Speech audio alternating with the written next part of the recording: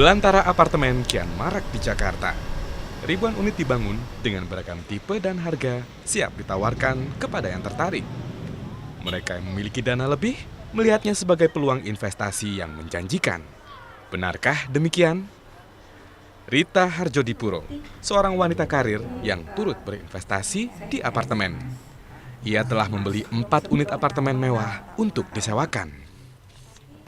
Bisnis di apartemen ini risikonya jauh lebih sedikit daripada bisnis-bisnis lainnya yang melibatkan labor. Bagi saya tidak masalah karena toh apartemen ini menghasilkan uang sendiri dengan kenaikan harga tanah maupun harga bangunannya. Tingginya keyakinan Rita dan sejumlah investor lainnya cukup beralasan. Pasalnya, potret pasar apartemen Jakarta memperlihatkan tingginya tingkat pembelian apartemen yang tumbuh konsisten dalam 3 tahun terakhir mencapai 95%. Permintaan yang tinggi ini juga diikuti dengan kenaikan harga jual apartemen yang mencapai lebih dari 2 kali lipat sejak tahun 2010 silam. Menggiurkan bukan? Tapi jangan tergesa-gesa karena tingkat pembelian apartemen ini tidak diikuti dengan kenaikan tingkat hunian. Padahal tingkat hunian merupakan barometer yang paling tepat untuk mengetahui tingkat permintaan yang sebenarnya.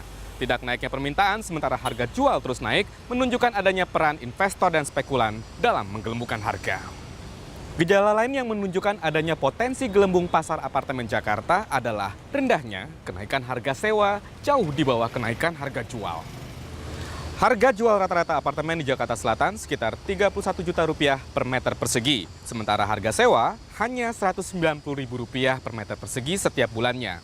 Ini artinya butuh 14 tahun lamanya bagi seorang pemilik untuk balik modal.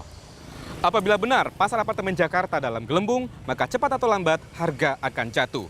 Ketika kesenjangan antara penawaran dan permintaan yang sebenarnya semakin lebar.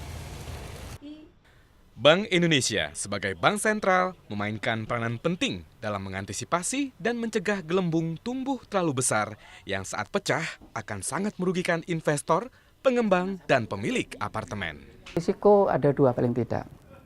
Risiko bagi bank tentunya apabila terjadi suatu saat terjadi koreksi harga yang terlalu drastis tentunya akan menimbulkan potensi risiko bagi bank sebagai otoritas yang ikut menggawangi gitu ya, ikut menjaga stabilitas sistem keuangan dan stabilitas makro secara keseluruhan.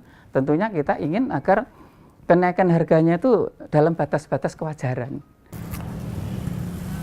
Prospek bisnis apartemen di Jakarta masih cukup menjanjikan. Namun begitu, alangkah baiknya Anda tetap mencermati perkembangan pasar berikut potensi resikonya. Atau Anda juga dapat mempertimbangkan saran Bank Indonesia untuk berinvestasi di sektor-sektor lain yang lebih real atau lebih produktif. Karena dengan begitu, Anda juga andil dalam menciptakan iklim investasi di Indonesia yang lebih kondusif. Wira Ruspati, CNN Indonesia, Jakarta.